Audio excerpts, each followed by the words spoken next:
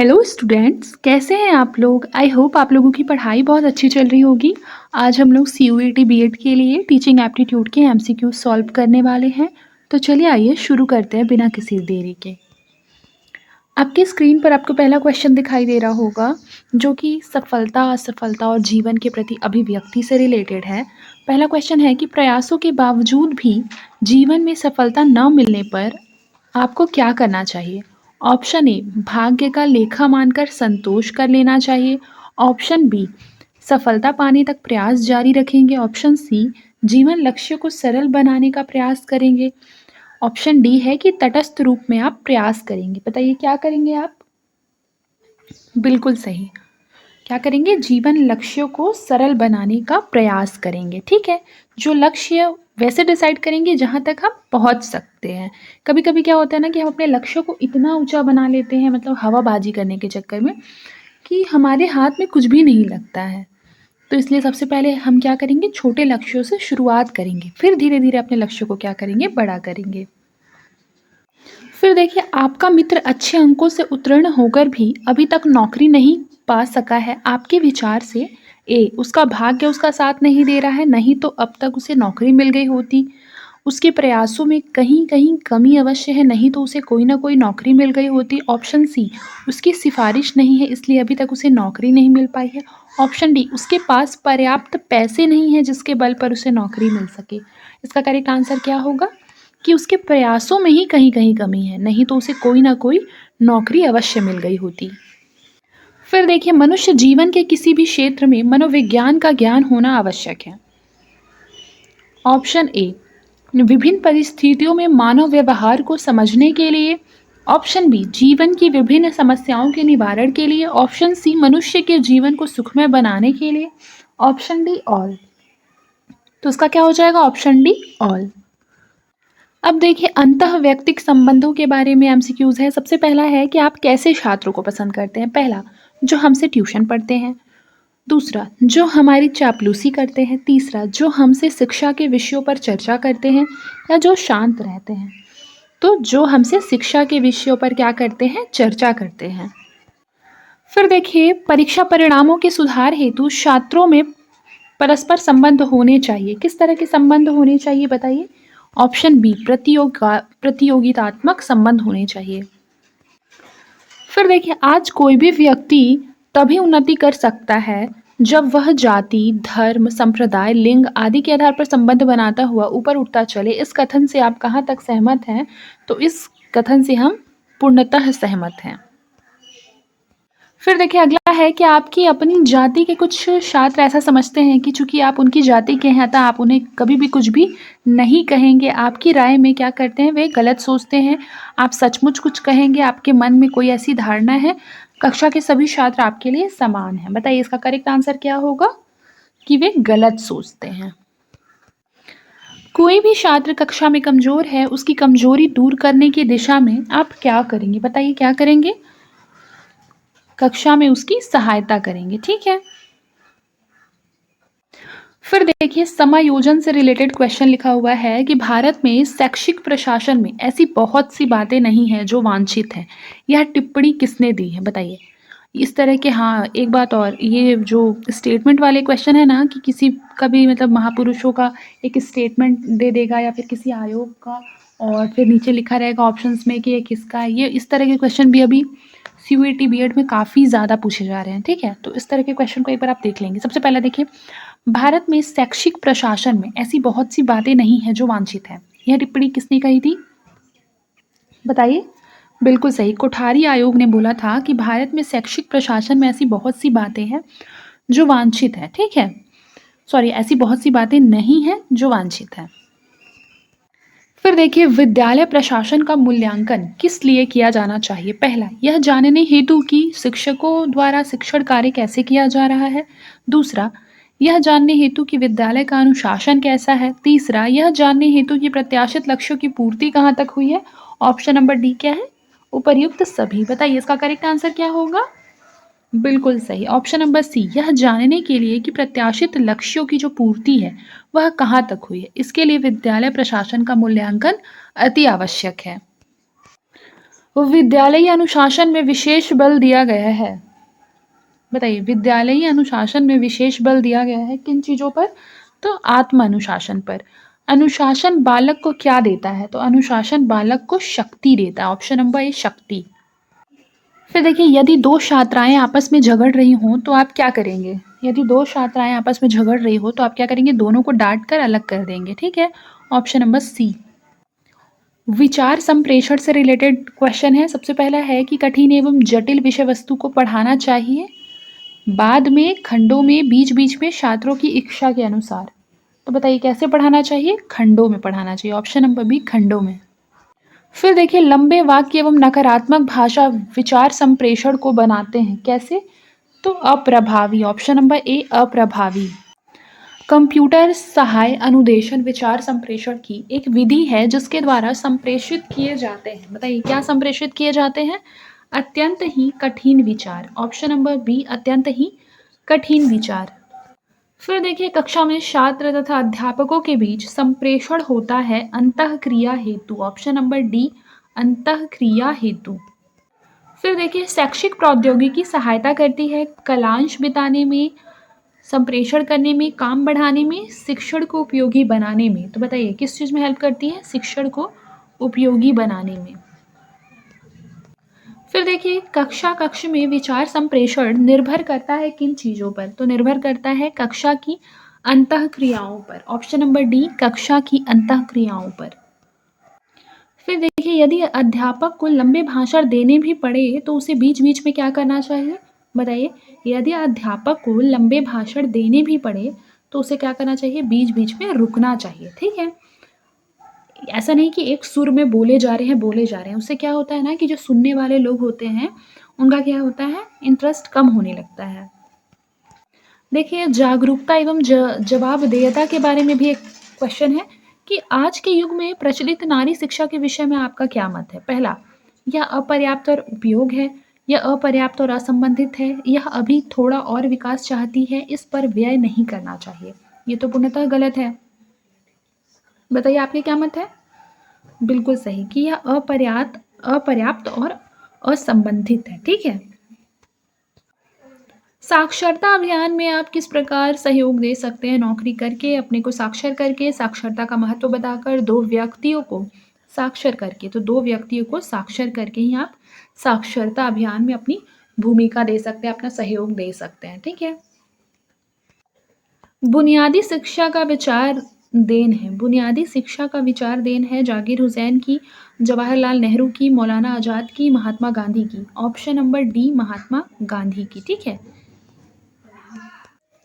इसमें लिखा है कौन सी शिक्षा पद्धति क्राफ्ट सीखने पर जोर देती है? तो मॉन्टेसरी पद्धति नहीं देती है, किंडरगार्टन पद्धति नहीं देती है, बुनियादी शिक्षा पद्धति देती है। ठीक है, याद रखिएगा बुनियादी शिक्षा पद्धति। फिर देखिए क्या लिखा है। फिर देखिए, अगला क्वेश्चन है कि राष्ट्रीय शिक्षा पर शिक्षा से संबंधित संगठन कौन सा है? बताइए, एनसीईआरटी है या एनसीई है या यूजीसी है? बताइए, तो इसका क्या हो जाएगा? उपरोक्त सभी संगठन हैं। ठीक है, फिर देखिए हमारा अगला क्वेश्चन है कि पर्यावरण शिक्षा का क्या अर्थ है? ऑप्शन ए, पर्यावरण के बारे में जानकारी एवं कुशलता विकसित करना। दूसरा है पर्यावरण प्रदूषण रोकना, पर्यावरण संकट को पहचानना और पर्यावरण तकनीकी का विकास। बताइए इसका करेक्ट आंसर क्या होगा? ऑप्शन नंबर ए, पर्यावरण के बारे में जानकारी एवं कुशलता को विकसित करना।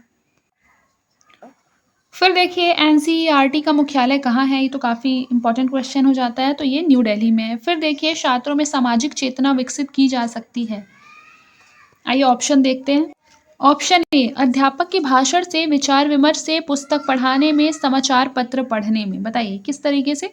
तो समाचार पत्र पढ़ने में। Option number D. फिर देखिए अगला क्वेश्चन है कि वे ही अध्यापक सफल हो पाते हैं जिनमें जवाबदेह की भावना होती है। क्या आप इस कथन से सहमत हैं? बताइए क्या आप इस कथन से सहमत हैं कि वे ही अध्यापक सफल हो पाते हैं जिनमें जवाबदेह की भावना होती है? हाँ, बिल्कुल सहमत है। देखिए, कोई भी इंसान हो, चाहे वो किसी भी मतलब प्रोफेशन में हो, यदि उसमें जवाबदेहिता है, रिस्पॉन्सिबिलिटी है, तो क्या होगा? वो अवश्य ही सफल होगा। जैसे कोई विद्यार्थी भी है और अगर उसमें जवाबदेहिता का गुण है तो क्या होगा? वो अपने फ्यूचर में सफल होगा। ठीक है, देखिए अगला क्वेश्चन है कि अध्यापक की सजगता एवं जवाबदेही की भावना छात्रों को बनाती है। क्या बनाती है छात्रों को, बताइए क्या बनाती है? ऑप्शन पढ़िए। परिश्रमी, उद्दंड, अध्ययनरत या प्रेरित? प्रेरित बनाती है। छात्रों को शिक्षा में अध्यापक का अधिक महत्व है। क्यों? वह शिक्षा के लिए बना है, वह इस हेतु ही नौकरी करता है, माता पिता को इस हेतु समय नहीं मिलता है, शिक्षक ही इस कार्य को सफलतापूर्वक कर सकता है। बताइए इसका करेक्ट आंसर क्या होगा? कि शिक्षक ही इस कार्य को सफलतापूर्वक कर सकता है। देखिए लिखा है समाज के सामुदायिक कार्यों में शिक्षक को खुलकर भाग लेने से क्या लाभ है? बताइए इसका करेक्ट आंसर क्या होगा? ऑप्शन नंबर बी, वह समाज में सम्मान प्राप्त कर सकेगा। अध्यापक के लिए यह कभी कभी अनिवार्य हो जाता है कि वह छात्रों को दंड दे। दंड देते समय उसे ऑप्शन ए अपराधी छात्र को निश्चित कर लेना चाहिए, ऑप्शन बी सामूहिक दंड देना चाहिए, ऑप्शन सी किसी को भी दंड दे देना चाहिए, ऑप्शन डी दंड नहीं देना चाहिए। बताइए इसका करेक्ट आंसर क्या होगा? कि अपराधी छात्र को निश्चित कर लेना चाहिए और केवल उसे ही दंड देना चाहिए। ठीक है, ऐसा नहीं कि सबको। फिर देखिए अध्यापक समाज का मार्गदर्शक है, इस कारण उसे सजग रहने की आवश्यकता है। ऑप्शन नंबर ए सामाजिक आडंबरों के प्रति, ऑप्शन बी समाज के प्रतिष्ठित व्यक्तियों के प्रति, समाज की स्त्रियों के प्रति या समाज के आर्थिक उन्नति के प्रति। बताइए इसका करेक्ट आंसर क्या हो जाएगा?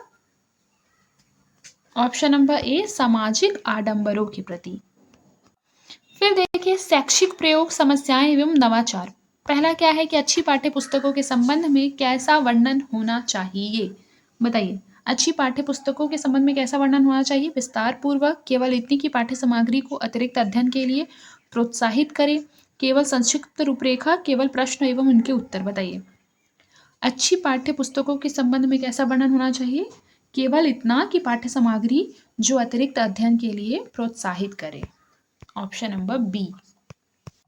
देखिए प्राथमिक स्तर पर शिक्षा का माध्यम मातृभाषा होना चाहिए, क्योंकि इससे देश प्रेम की भावना उत्पन्न होती है। दूसरा, इससे बच्चों को पाठ्य पुस्तक समझने में सुविधा होती है। तीसरा, इससे मातृभाषा के विकास में सहायता मिलती है। चौथा, इससे अध्यापन कार्य सरल हो जाता है। तो इससे बच्चों को पाठ्य पुस्तक समझने में सुविधा होती है। भारतीय परिस्थितियों में कौन सी भाषा उच्च शिक्षा का सर्वोत्तम माध्यम बन सकती है? बताइए कौन सी भाषा? हिंदी भाषा। प्राथमिक कक्षाओं में स्त्रियों का अध्यापन कार्य करना अच्छा होता है, क्योंकि वे माँ का स्थान ले सकती हैं, उनका कंठ मधुर होता है, शिक्षण स्त्रियों के लिए अच्छी नौकरी है, वे गाना गा सकती हैं। बताइए चारों में से आपको कौन सा ज़्यादा सही लग रहा है कि वे माँ का स्थान ले सकती हैं? फिर देखिए राष्ट्रीय शिक्षा नीति में किस क्षेत्र पर मुख्य जोर दिया गया है? बताइए। तो अनुसंधान पर जोर दिया गया। ऑप्शन नंबर सी अनुसंधान। फिर देखिए क्या लिखा हुआ है कि छात्राओं को अपने ज्ञान को जीवन में प्रयोग करने हेतु नवीन उदाहरण देंगे, शिक्षण के समय भिन्न भिन्न उदाहरणों पर बल देंगे, गृह कार्य पर बल देंगे, उपर्युक्त सभी कार्य। बताइए इसका करेक्ट आंसर क्या होगा? शिक्षण के समय भिन्न भिन्न उदाहरणों पर बल देंगे। Option number B. फिर देखिए छोटे बच्चे लंबे कठिन शब्दों का सही उच्चारण नहीं कर पाते, आप क्या उपाय करेंगे? बताइए। ऐसे शब्दों को बार बार बुलवाएंगे, ऐसे शब्दों को पहले खंडों में बांटकर बुलवाएंगे, ये सही है। फिर मिलते जुलते उच्चारण वाले ऐसे शब्दों का सहारा लेंगे। तो ये बी और सी दोनों सही है, यानी करेक्ट आंसर होगा ऑप्शन नंबर डी। फिर देखिए कौन सी भाषा शिक्षा का सर्वोत्तम माध्यम बन जाती है? बताइए कौन सी भाषा शिक्षा का सर्वोत्तम माध्यम बन जाती है? तो मातृभाषा। ऑप्शन नंबर डी इसका करेक्ट आंसर होगा। शिक्षक ही समाज को उन्नति के मार्ग पर ले जा सकता है। क्यों? बताइए क्यों ऐसा हो सकता है? क्योंकि रीजन क्या दे रहा है? अपनी बात को कम, समाज की बात अधिक है, भावी नागरिकों को सही मार्ग दिखा सकता है, समाज के प्रति समर्पित होता है, शिक्षक भी एक सामाजिक प्राणी है। तो शिक्षक क्या कर सकता है? भावी नागरिकों को सही मार्ग दिखा सकता है। खेल खेल में शिक्षा से क्या तात्पर्य है? बताइए। खेल के द्वारा शिक्षा प्रदान करना। Option number A. अब देखिए अगला टॉपिक है शिक्षक की योग्यताएं एवं गुण। सबसे पहला है कि कक्षा में अध्यापक के रूप में आप प्रश्न पूछते हैं। ऑप्शन ए अनुशासन बनाए रखने के लिए, अपना शिक्षण उन्नत करने के लिए, उन्हें व्यस्त रखने के लिए, विद्यार्थियों में अभिव्यक्ति को प्रोत्साहित करने के लिए। बताइए किस लिए पूछते हैं? तो विद्यार्थियों में अभिव्यक्ति को प्रोत्साहित करने के लिए। फिर देखिए शिक्षक को आशावादी क्यों होना चाहिए? वह विनोद प्रिय बन सकेगा, वह अपने छात्रों को भी आशावाद बना सकेगा, वह छात्रों में अच्छी आदतें डाल सकेगा, वह कक्षा को अनुशासन प्रिय बना सकेगा। ऑप्शन नंबर बी, वह अपने छात्रों को भी आशावादी बना सकेगा। ऑप्शन नंबर बी जो है ये इसका करेक्ट आंसर है। देखिए जब एक टीचर जो होता है वो अगर आपको मतलब बहुत होपफुल खुद है तो वो क्या करेगा कि आपको खुद भी होपफुल बना देगा। ठीक है, ताकि आप क्या करेंगे, एक आशावादी रहेंगे, और अगर आप आशावादी रहेंगे तो आप क्या करेंगे, कार्य करने के प्रति और ज़्यादा मतलब मोटिवेशन से कार्य करेंगे। ठीक है। छात्रों में खेल के प्रति रुचि पैदा करने हेतु क्या करेंगे, बताइए। छात्रों में खेल के प्रति रुचि पैदा करने हेतु क्या करेंगे?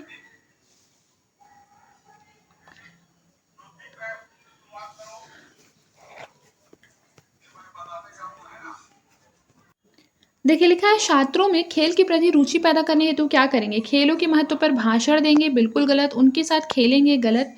और अच्छे खिलाड़ियों का उदाहरण देंगे। तो ये तीनों ही किसी न किसी पॉइंट पे एक बराबर जितना सही है, यानी कि ऑप्शन नंबर डी क्या हो जाएगा, ये इसका करेक्ट आंसर हो जाएगा। फिर देखिए प्राइवेट शिक्षा केंद्रों का मुख्य उद्देश्य क्या होता है? तो प्राइवेट शिक्षा केंद्रों का मुख्य उद्देश्य क्या होता है, ये ऑप्शंस देख लेते हैं। देखिए प्राइवेट शिक्षा केंद्रों का मुख्य उद्देश्य होता है परीक्षा पास करना, धन कमाना, विद्यालयों की कमी को पूरा करना, यानी ऑप्शन नंबर डी। आपके विचार से अच्छे शिक्षक का मुख्य उद्देश्य क्या होना चाहिए? सभी धर्म व जाति वाले के साथ समानता का व्यवहार करना, या दूसरा है अपने जीवन को अधिक सुंदर और व्यवस्थित बनाना, सृजनात्मक सक्रियता में विश्वास रखना, जीवन के नए मूल्यों, नए विचारों, परिवर्तनों का स्वागत करना। तो इसका करेक्ट आंसर क्या हो जाएगा? जीवन के नए मूल्यों, नए विचारों, नए परिवर्तनों का स्वागत करना। आज के लिए बस इतना ही, मिलते हैं नेक्स्ट क्लास में। तब तक के लिए अपना ख्याल रखें और मन लगाकर पढ़ाई करते रहें।